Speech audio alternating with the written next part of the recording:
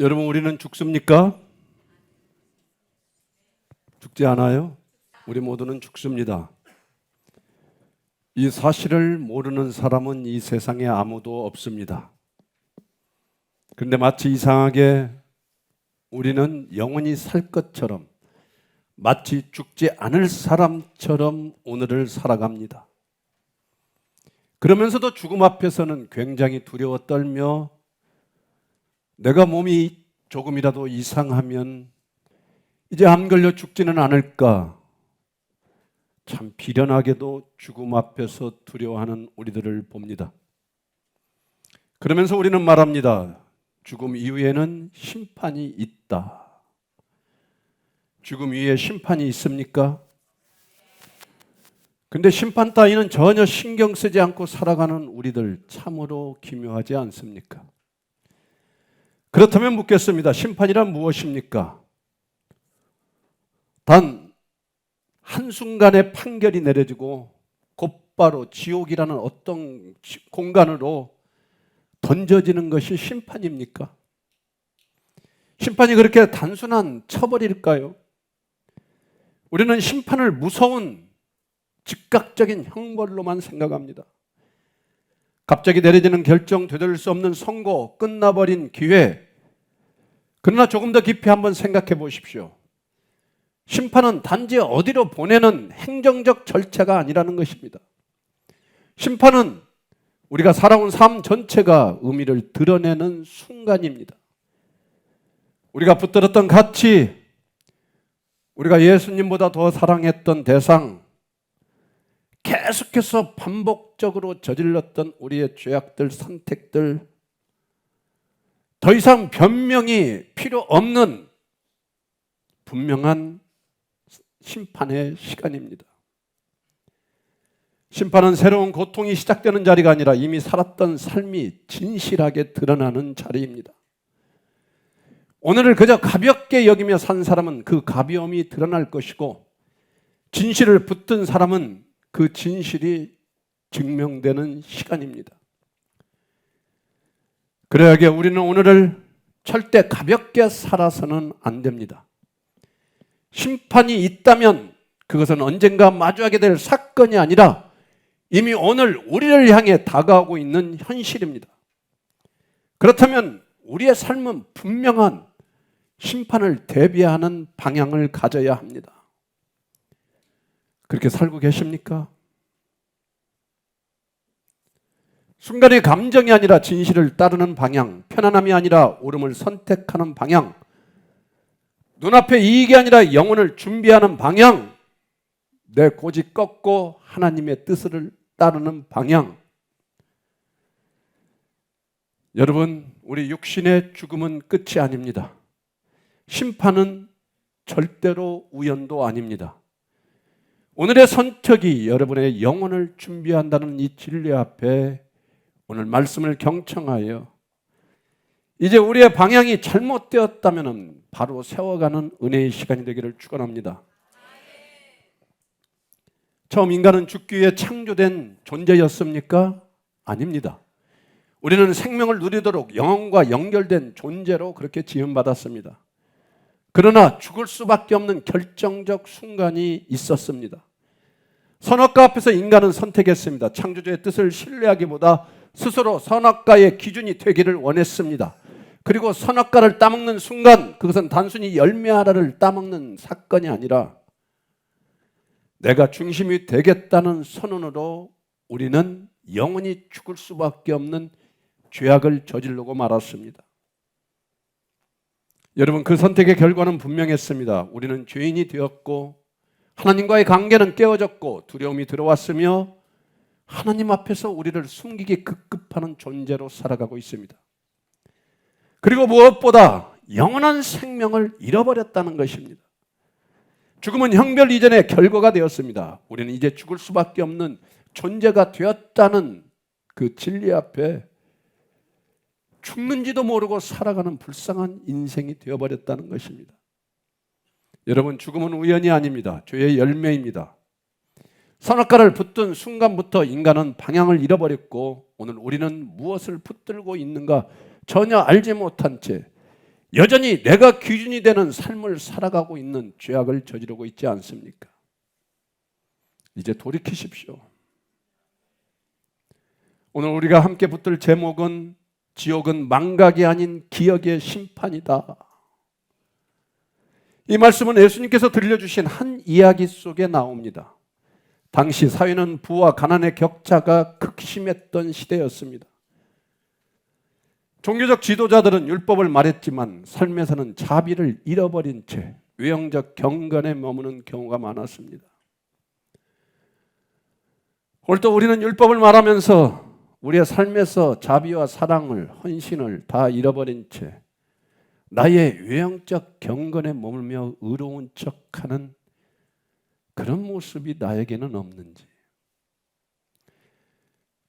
그 시대 한복판에서 예수님께서는 한 부자와 한 거지의 이야기를 들려주십니다. 이름이 등장하는 쪽은 아이러니하게도 가난한 나사로입니다. 부자는 어떤 이유인지 이름 없이 묘사되고 있습니다. 이미 여기서 메시지는 시작된 것을 여러분들은 아셔야 합니다.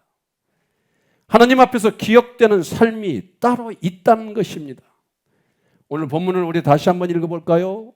다 함께 읽어보겠습니다. 시작. 아브라함이 이르되 너는 살았을 때에 좋은 것을 받았고 나사로는 고난을 받았으니 이것을 기억하라. 이제 그는 여기서 위로를 받고 너는 괴로움을 받느니라. 아멘. 왜 가난한 자의 이름은 있고 부자는 이름이 없을까요? 이 차이는 단순한 문학적 장치일까요? 이것은 기억의 방향을 확실히 보여주고 있습니다. 죽기 전 부자는 참으로 떵떵거리고 화려했습니다. 자색 옷을 입고 다니고 날마다 즐겼으며 날마다 누구보다도 더 행복한 삶을 영위해 나갔습니다. 세상에서는 분명히 아주 잘 알려진 사람이었을 것입니다. 여러분들 이런 사람 되고 싶잖아요. 그러나 예수님의 이야기 속에서 그는 끝까지 어떤 부자로만 남습니다. 이름이 없습니다. 반면 거리에서 상처 입은 채 누워있던 가난한 나사로는 그 가난한 그 거지 같은 자는 나사로라는 이름으로 불립니다. 세상은 부자를 기억합니다. 성공을 기억합니다. 화려함을 기록합니다. 하나님께서도 그러실까요? 하나님은 다르게 기억하십니다. 하나님 앞에서는 어떻게 보였는가가 아니라 어떻게 살았는가로 남습니다. 이름이 있다는 것은 존재가 인정되었다는 뜻입니다. 관계 안에 있었다는 뜻입니다. 기억되었다는 뜻입니다. 여러분들은 기억되고 있습니까? 기억되지 않고 있습니까? 부자는 땅에서 살았을 때 좋은 것을 많이 받았습니다. 그러나 그는 많은 부를 가지고 베풀지 못하고 자비를 선택하지도 않았고 나사로의 고통을 외면한 자입니다. 하나님을 잊고 이웃을 외면한 삶이었습니다. 그리고 자신의 부에 도취되어 잘난 척하며 그리고 교회 다니며 의로운 척하는 그런 자이지 않았겠어요?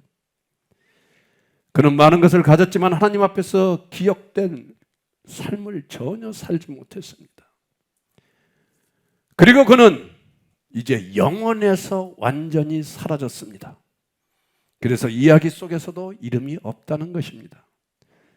반대로 나사로의 삶은 고난이었지만 그 고난 속에서 하나님께 매달릴 수밖에 없는 그런 삶이었습니다. 나사로는 땅에서는 잊힌 자였지만 영원에서는 불린 자였습니다. 문제는 소유가 아니라 내가 얼마나 많은 것을 누리고 있느냐가 아니라 어떤 방향으로 가고 있느냐입니다. 아브라함은 형벌을 받아라 라고 말하지 않았습니다. 기억하라고 말합니다. 심판의 핵심은 새로운 고통을 더하는 것이 아니라 이미 살았던 삶을 분명하게 드러내는 것입니다. 이것을 기억하라. 지옥의 고통은 단지 불길이 아닙니다. 외면했던 기회, 거절했던 긍휼, 무시했던 진실이 사라지지 않는 것입니다.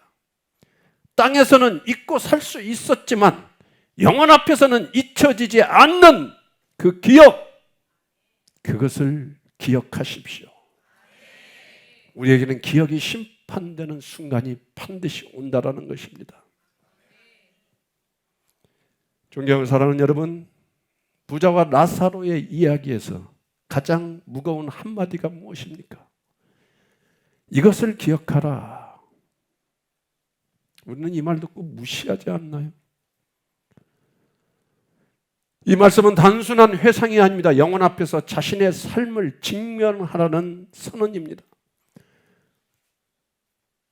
심판은 새로운 고통을 추가하는 사건이 아닙니다.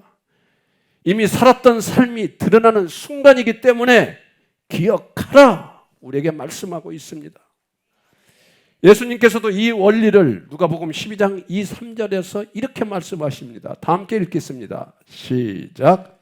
감추인 것이 드러나지 않을 것이 없고 숨긴 것이 알려지지 않을 것이 없나니 이러므로 너희가 어두운 데서 말한 모든 것이 광명한 데서 들리고 너희가 골방에서 귀에 대고 말한 것이 지붕 위에서 전파되리라. 아멘. 여러분, 이 말씀이 단순한 도덕적 경고로만 여러분들은 들리십니까? 하나님은 우리를 감시하는 감시자이십니까? 하나님은 감시자가 아니라 우리의 심판자이십니다. 감추인 것이 드러난다는 것은 하나님이 뒤늦게 알아내신다는 뜻이 절대 아니지 않습니까? 이미 알고 계셨던 것을 드러내신다는 뜻입니다. 어두운 데서 말한 것, 골방에서 속삭인 것, 마음의 태도, 보이지 않는 동기까지 사람은 몰라도 하나님은 우리가 행했던 모든 것들을 다 아셨고 그 모든 것을 공개한다는 것입니다. 그러므로 심판은 새로운 정보를 추가하는 사건이 아닙니다. 감추었던 진실이 드러나는 사건입니다. 내가 행한 행위를 스스로 정당화하고 나의 성공으로 하나님께서 나에게 이런 축복을 해주셨다고 나의 양심을 잠재우고 나의 바쁨으로 하나님의 일을 저리 팽개쳐버리는 하나님을 밀어낼 수 있습니다. 그러나 여러분 기억하십시오. 영혼 앞에서 절대 흐려지지 않습니다. 지옥의 고통은 단지 외형적인 형벌만이 아닙니다. 불의 형벌과 함께 내가 그렇게 살았다는 부정할 수 없는 직면이 함께 한다는 것입니다. 기억하십시오. 지옥은 하나님께 따지는 곳이 아닙니다. 왜 나를 이렇게 만드셨습니까? 항변할까요? 오히려 내가 하나님 없이 살았다는 사실을 더 이상 부정할 수 없는 자리입니다. 변명이 사라지고 책임이 선명해지는 자리이며 기억이 형벌이 되는 순간입니다.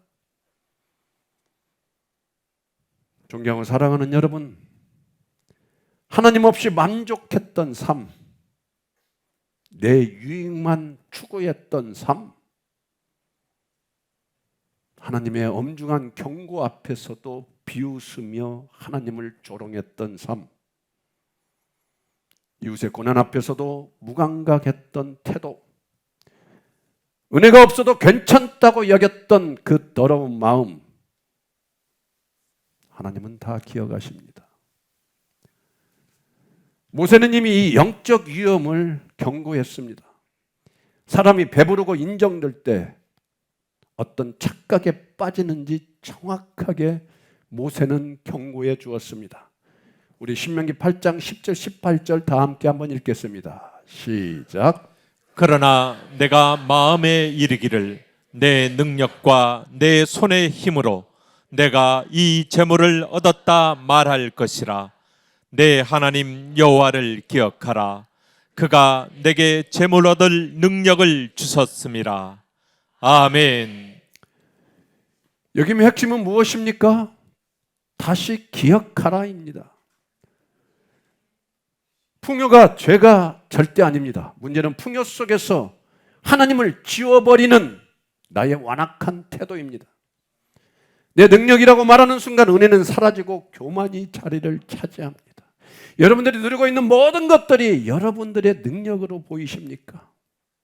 내 능력으로 보인다면 그 순간 여러분들에게는 은혜는 없다라는 것입니다. 하나님을 기억하지 않는 풍요는 결국 하나님 없는 만족으로 우리를 죽음으로 이끈다는 것입니다. 그래서 심판의 자리에서 드러나는 것은 이것입니다. 나는 가난해서 망한 것도 아니고 나는 예수 그리스도를 몰라서 잃어버린 것이 아니라 하나님 없이도 괜찮다고 여겼던 나의 풍요로운 삶이 문제라는 것입니다. 존경하고 사랑하는 여러분, 심판은 절대 여러분들이 얼마나 가졌는지 부를 묻지 않습니다. 여러분들이 얼마나 예쁜지 따지지도 않습니다. 그리고 여러분들이 얼마나 성공했는지 절대 묻지 않습니다. 여러분들이 얼마나 돈을 많이 가지고 있는지 묻지 않습니다. 왜 그런데 우리는 묻지 않는 이것에 목매여 그렇게 살고 있을까요? 심판은 누구를 기억하며 살았는가를 묻습니다. 결국 기억의 방향이 영혼을 결정합니다. 하나님을 기억하며 산 삶은 영혼과 연결되고 자기를 기억하며 산 삶은 자기 책임 앞에 서게 되어 있습니다. 그래서 우리는 이렇게 말합니다. 기억은 단순한 정보가 아니라 판결의 시작입니다. 성경은 마지막 장면을 이렇게 보여주는데 요한계시록 20장 12절 말씀입니다. 우리 다 함께 한번 천천히 읽어보겠습니다. 시작. 또 내가 보니 죽은 자들이 큰 자나 작은 자나 그 보좌 앞에 서 있는데 책들이 펴 있고 또 다른 책이 펴졌으니 곧 생명책이라. 죽은 자들이 자기 행위를 따라 책들에 기록된 대로 심판을 받으니. 아멘. 여기에서 중요한 표현이 여러분들은 무엇이라고 생각하십니까? 책들이 펼쳐져 있다라는 말입니다. 그때 가서 여러분들의 지나온 과거를 조사하고 따진다는 뜻이 아닙니다. 이미 기록된 삶이 공개되어 있다라는 뜻입니다. 기록된 대로 심판을 받습니다. 우리가 잊고 살았던 말과 우리가 하나님을 조롱했던 그 선택과 태도가 그대로 드러난다는 것입니다. 심판은 갑작스런 감정적 판결이 아님을 여러분들 믿으십시오. 억울함도 없고 과장도 없고 축소도 없고 오해도 없습니다. 우리가 잊고 살았던 선택들, 합리화하며 덮어두었던 태도들, 가볍게 여겼던 무관심, 그 모든 것 그대로 기록에 근거한 드러남만이 심판 앞에서 나타난다는 것입니다. 그러므로 지옥의 고통은 단지 외적인 형벌만이 아닙니다. 형벌과 함께 내가 그렇게 더럽게 살았구나, 이 깨달음이 함께 있다라는 것입니다. 은혜를 들었으나 붙들지 않았던 순간들, 돌이킬 기회가 있었는데도 애써 외면한 순간들, 하나님 없이도 나는 잘 살고 있다고 여겼던 그 태도가 더 이상 변명이 되지 않는 자리, 여러분, 그것이 기억의 심판입니다. 그러나 같은 구절 안에 또 다른 책, 곧 생명책이 있다고 요한계시록 20장 12절에 말씀하고 있습니다. 조금 전 읽었던 요한계시록 20장 12절 하반절을 다시 한번 유심히 기억하면서 읽길 바랍니다. 다 함께 읽겠습니다. 시작. 또 내가 보니 죽은 자들이 큰 자나 작은 자나 그 보좌 앞에 서 있는데 책들이 펴 있고 또 다른 책이 펴졌으니 곧 생명책이라. 죽은 자들이 자기 행위를 따라 책들에 기록된 대로 심판을 받으니. 아멘. 여기에는 두 종류의 책이 등장하고 있지 않습니까? 하나는 책들입니다. 복수입니다. 그 안에는 우리가 어떻게 살았는지 우리의 행위가 기록되어 있습니다. 선택과 태도, 말과 통기가 남아있는 책입니다. 그러나 그 곁에 또 다른 책이 있습니다. 단수입니다. 곧 생명책입니다. 이 생명책은 행위의 목록이 아니라 공로의 기록도 아니고 점수표도 아닙니다. 이 책은 이름이 적혀있는 책으로 하나님께 속한 자들의 명부입니다. 성경 요한계시록 13장 8절에서 이 생명책을 어린 양의 생명책이라고 말합니다. 우리 요한계시록 13장 8절 다 함께 한번 읽어보겠습니다. 시작. 죽임을 당한 어린 양의 생명책에 창세 이후로 이름이 기록되지 못하고 이 땅에 사는 자들은 다 그 짐승에게 경배하리라. 아멘. 요한계시록 13장 8절은 단순히 두 집단을 나누는 정보적 구절이 아닙니다. 이 말씀은 구원의 근거가 무엇인가를 분명히 드러내는 선언입니다. 이 말씀은 죽임을 당한 어린 양의 생명책이라고 말합니다. 여기서 중심은 생명책이 아니라 죽임을 당한 어린 양입니다. 생명책은 그 어린 양과 분리되어 존재하지 않습니다. 다시 말해 생명책은 도덕적 우수자들의 명단이 아니라 십자가의 어린 양께 속한 자들의 기록이라는 것입니다. 십자가의 어린 양께 속한 자들의 기록. 또한 이름이 기록되지 못한 자들은 짐승에게 경배한다는 이 표현은 중립지대를 인정하지 않는다는 표현입니다. 어린 양께 속하지 않으면 결국 다른 권세 아래 속하게 되어 있습니다. 생명책에 기록되었다는 것은 단순히 정보가 저장되었다는 뜻이 아니라 그 기록된 자들의 소속이 이미 결정되었다라는 뜻입니다. 여기서 중요한 신학적 균형이 있습니다. 여러분, 구원의 근거는 우리의 믿음 자체입니까? 믿음이 공로가 되어 생명책에 이름을 올리는 것입니다. 구원의 근거는 믿음이 아니라 오직 죽임을 당한 어린 양입니다. 그의 십자가와 속죄가 유일한 기초입니다. 그렇다면 믿음은 무엇입니까? 믿음은 공로가 아니라 연합이라는 것이에요. 어린 양과 연결되는 통로이며 그분께 속하는 관계의 자리입니다. 따라서 생명책은 행위의 결과가 아니라 어린 양과 연합된 자들의 이름이 기록된 책입니다. 예수 그리스도의 이름 없이 우리가 어떻게 구원을 받을 수 있습니까? 구원의 기준은 도덕적 성취가 아니라 종교적 열심도 아니고 오직 죽임을 당한 어린 양 예수 그리스도와의 관계에 있다라는 것입니다. 결국 생명책은 무엇을 했는가의 기록이 아니라 누구에게 속해 있는가의 기록입니다.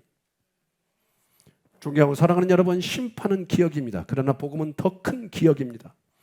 하나님은 우리의 죄를 기억하지 아니하시겠다고 약속하셨습니다. 우리 히브리서 8장 12절 말씀 다 함께 한번 읽어보겠습니다. 시작. 내가 그들의 불의를 긍휼히 여기고 그들의 죄를 다시 기억하지 아니하리라 하셨느니라. 아멘. 여기서 기억하지 아니하리라는 말은 하나님이 모르신다는 뜻이 아닙니다. 정죄로 다시 끄집어내지 않겠다는 뜻입니다. 십자가에서 이미 처리하셨기 때문입니다. 이것이 복음입니다. 정죄의 기억 아래 설 것인가 아니면 어린 양의 피 아래 설 것인가? 여러분 선택해야 되지 않겠어요? 기억으로 심판을 맞이하겠습니까? 아니면 십자가로 통과하기를 원하십니까? 이것이 바로 복음의 길입니다. 구원이라는 행위의 기록 앞에서 자신을 증명하는 길이 아니라 죽임을 당한 어린 양의 은혜 안에서 하나님께 받아들여지는 사건입니다. 구원이란 기억의 심판 아래 서야 할 존재가 그 기억의 형벌을 대신 짊어지신 그리스도 안으로 옮겨지는 은혜입니다. 구원이란 하나님 없이도 충분하다고 여겼던 자아중심의 삶이 어린 양과의 연합 안에서 하나님 중심의 생명으로 재정렬되는 일입니다. 구원이란 결국 정죄의 기억이 아닌 은혜의 기억 안에 영원히 붙들리는 것입니다. 존경하고 사랑하는 여러분, 오늘 말씀은 우리를 두렵게 하려는 선언이 절대 아닙니다. 기억하라는 말씀 속에는 우리를 살리려는 하나님의 애절함이 담겨 있습니다. 하나님은 우리의 죄를 모르셔서 심판하는 분이 아닙니다. 이미 다 알고 계십니다. 그럼에도 우리를 멸망하게 두지 않으시려고 어린 양 독생자 아들 예수 그리스도를 우리에게 보내주셨습니다. 우리가 기억의 형벌 앞에 서지 않도록 우리가 져야 할 죄의 책임을 예수 그리스도께서 십자가에서 대신 담당하게 하나님 아버지께서 은혜를 베풀어 주셨습니다. 그러하기에 아버지의 뜻은 정죄가 아닙니다. 구원입니다. 멸망이 아니라 영원한 생명입니다. 그러므로 사랑하는 여러분, 예수 그리스도를 믿으십시오. 그분을 붙드십시오. 행위가 아니라 십자가를 의지하십시오. 기억의 심판 앞에 홀로 서지 말고 어린 양과 함께 서십시오. 그 길만이 생명입니다. 믿음의 성도란 자기 삶의 기록이 완전하지 않음을 알면서도 그 기록을 숨기지 않고 십자가 앞으로 가지고 나오는 사람입니다. 믿음의 성도란 심판이 없다고 말하는 사람이 아니라 심판 앞에 설 존재임을 알기에 어린 양의 은혜 안으로 피하는 사람입니다. 그런 자는 자기 의를 의지하지 않습니다. 세상의 성공을 안정장치로 절대 생각하지 않습니다. 우리는 세상의 성공을 안정장치로 절대적으로 생각하지 않습니까? 자식이 좋은 대학을 합격해야만 성공의 안정장치를 마련했다고 생각하는 것이 얼마나 어리석은지를 깨닫지 못하는 자가 기이하지 않습니까? 행위의 책을 두려워하기에 생명책에 속한 자로 살아가기를 결단하시기 바랍니다. 믿음의 성도란 결국 감정이 아니라 예수 그리스도와 함께하는 연합입니다. 사상이 아니라 소속입니다. 어린 양과 함께 죽고 어린 양과 함께 사는 관계라는 것입니다. 존경하고 사랑하는 여러분, 오늘 우리는 무거운 진실 앞에 서 있습니다. 우리는 죄를 지으면서도 그것이 기억될 것이라는 사실을 깊이 생각하지 않는 게 아니라 아예 생각하지 않습니다. 여러분들은 들키지 않으면 괜찮다고 생각하는 죄를 수도 없이 저지르고 있지 않습니까? 시간이 지나면 내가 한 모든 죄는 잊혀져 버린다고 스스로 위로를 하지는 않았습니까? 그러나 명심하십시오. 하나님 앞에서는 사라지는 것이 단 하나도 없다라는 사실입니다. 우리의 말과 태도, 순종을 미루었던 순간들, 교만으로 하나님의 일을 가볍게 여기며 오히려 하나님의 사역을 방해만 하였던 마음까지도 주님은 다 기억하고 계십니다. 우리는 하나님의 사역을 돕는다고 말하면서도 사실은 우리의 자존심을 세우고 우리의 계산을 앞세웠던 적이 얼마나 많습니까? 왜 이런 어리석은 짓을 하고 계십니까? 기도보다 판단이 앞섰고 겸손보다 주장과 분노가 앞섰습니다. 그것이 죄이며 그 죄는 절대 가볍지 않습니다. 그러나 존경하는 사랑하는 여러분, 절망으로 끝나지 마십시오. 우리가 져야 할 그 기억의 무게를 예수님께서 이미 십자가에서 다 지셨고 해결하셨다는 것입니다. 이러므로 십자가는 우리의 죄가 가볍지 않다는 증거이며 동시에 요동서 받을 수 있다라는 증거입니다. 그러므로 이제 우리가 해야 될 일이 무엇입니까? 진정한 회개로 나아가야 합니다. 변명하지 말고 남을 탓하지도 말고 숨기지도 말고 우리의 죄를, 우리의 완고함을 주님 앞에 내려놓고 회개해야 합니다. 이제 예수님을 믿는 믿음으로 다시 붙드십시오. 우리의 죄가 기억되는 심판의 자리가 아니라 십자가 아래에서 용서받는 자리에 설 수 있도록 회개하시기를 바랍니다. 지금은 믿음을 회복할 시간입니다. 오늘 우리는 기억하라는 말씀을 함께 붙들었습니다. 심판은 낯선 형벌이 아니라 우리가 살아온 삶이 하나님 앞에 그대로 드러나는 절대적인 순간임을 우리는 오늘 들었습니다. 감추인 것이 드러나고 우리가 스스로 잊고 살았던 말과 태도까지 하나님 앞에서는 사라지지 않는다는 이 진리를 우리는 모두 들었습니다. 만일 하나님께서 모든 것을 기억하신다면 우리는 그분 앞에 무엇으로 설 수 있나요? 우리의 선함입니까? 우리의 성공입니까? 우리의 돈입니까? 우리의 자녀입니까? 나의 배우자입니까? 아니면 여러분들이 의롭게 생각하는 헌신과 봉사, 이러한 공로들입니까? 우리는 절대 주님 앞에 설 수 없는 죄인들입니다. 그러나 사랑하는 여러분, 성경은 이렇게 말합니다. 너희는 가만히 있어 하나님됨을 알지어다. 우리가 무엇을 더 증명하려 애쓰는 것이 아니라 하나님께서 하나님 되심을 인정하는 자리로 돌아가라는 부르심입니다. 또한 하나님은 우리의 피난처가 되시며 환난 중에 우리의 힘과 도움이시라고 말씀해 주셨습니다.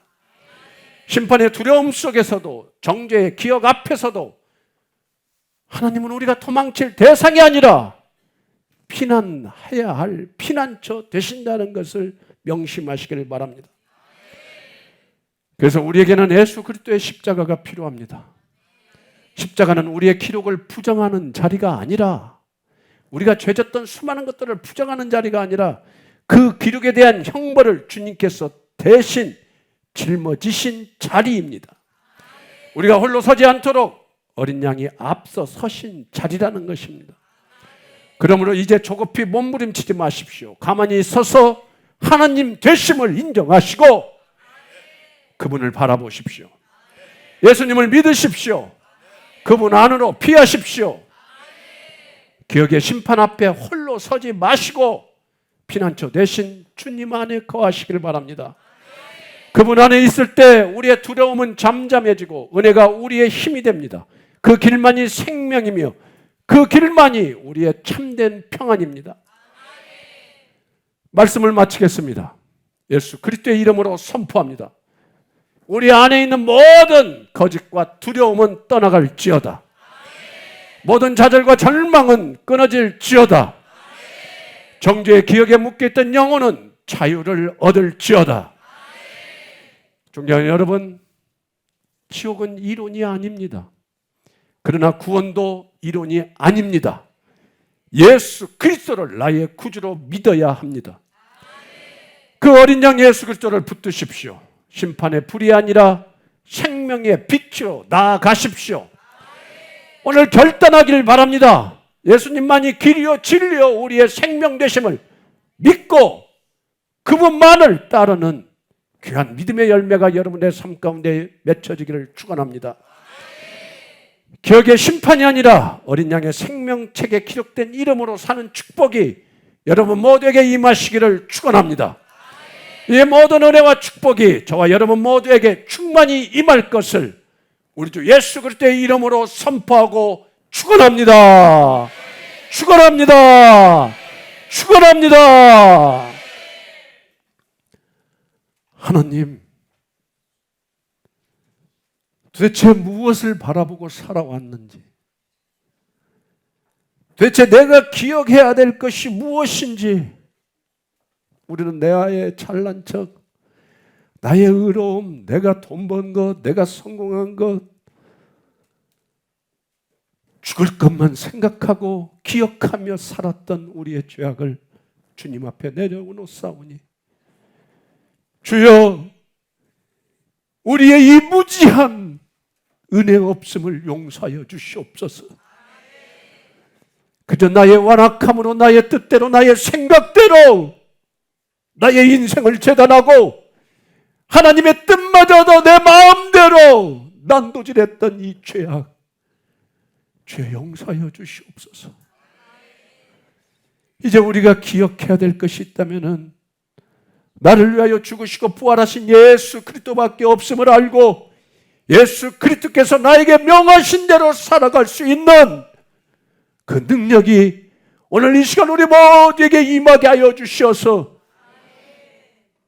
우리가 심판대 앞에 설 때에 예수 그리스도의 이름이 드러나는 예수 그리스도께 속한 자로 살아갈 수 있는 그 축복을 우리 모두에게 허락하여 주시옵소서.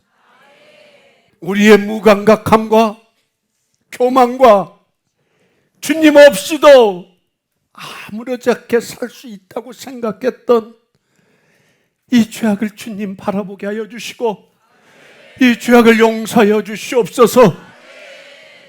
어느 누가 주님 없이 나는 살 수 없다고 고백하는 자가 여기 있습니까? 주님 돈이면 다 되고 나의 자녀의 성공이면 다 되고 내가 간절히 원하는 세상의 것들이 나를 안위하고 나를 행복하게 해줄 것처럼 착각하게 만드는 이 영의 정체는 도대체 무엇인지 주님 깨뜨려 주시옵소서. 오직 주님만이 나를 그 영원한 지옥 가운데서 구원하셔 주실 분임을 주님 믿게 하여 주시옵소서. 오늘 기억하라는 말씀 앞에서 우리의 삶을 제발 뒤돌아보게 하여 주시옵소서. 감추어진 죄와 합리화로 덮어뒀던 불순종을 주님 앞에 내려놓사오니 주님 나의 죄악을 용서하여 주시옵시고 이제는 더 이상 주님 없이 살아갈 수 있다는 이 자만과 교만과 이 더러운 죄악 앞에서 벗어날 수 있도록 주여 저를 살려주시옵소서. 저를 도와주시옵소서. 주님만 나의 소망이며 주님만을 바라볼 수 있도록 나의 영혼 가운데 찾아와 주셔서 나의 골수를 쪼개어 주시옵시고 나의 심령을 쪼개어 주셔서 예수님만이 소망임을 알게 하여 주셔서 주님만을 바라보며 살아갈 수 있도록 주여 역사하여 주시옵소서. 이제는 영원히 나의 교만함으로 살아가길 원하며 나의 죄악을 절대 바라보지 못한 채 나의 기억 속에서 하나님의 심판이라는 그 자체가 없어져 버린 그리하여 죽음을 향해 달려가는 나를 구원하시게 하여 나 대신 심판받기 위하여 이 땅에 오신 예수 그리스도의 은혜와 하나밖에 없는 독생자 아들 예수 그리스도를 이 땅에 보내어 주셔서 완악한 나의 죄의 정체를 다 씻어주신 그리하여 거룩한 하나님의 자녀로 만들어 주셔서 영원한 생명책에 기록될 수 있도록 예수 그리스도를 이 땅에 보내주신 하나님의 그 크신 사랑하심과 옳도 죽어갈 수밖에 없는 나의 영혼 가운데 찾아와 주셔서 예수 그리스도의 복음의 말씀을 듣게 하여 주시고 믿게 하여 주시고 돌이키게 하여 주시는 성령 하나님의 교통하심이 오늘도 우리의 심령을 감동하시며 감추인 죄를 깨닫게 하시고 어린 양과의 연합으로 우리를 영원히 살리시려는 하나님의 사랑을 느끼며 오늘 말씀 앞에 회개와 간구와 감사로 결단한 모든 성도들과 그들의 가정과 자녀와 삶의 자리 위에 우리 주 예수 그리스도의 영광과 위엄과 권력과 권세와 축복이 영원 전부터 이제와 영원토록 함께 하실지어다. 아멘.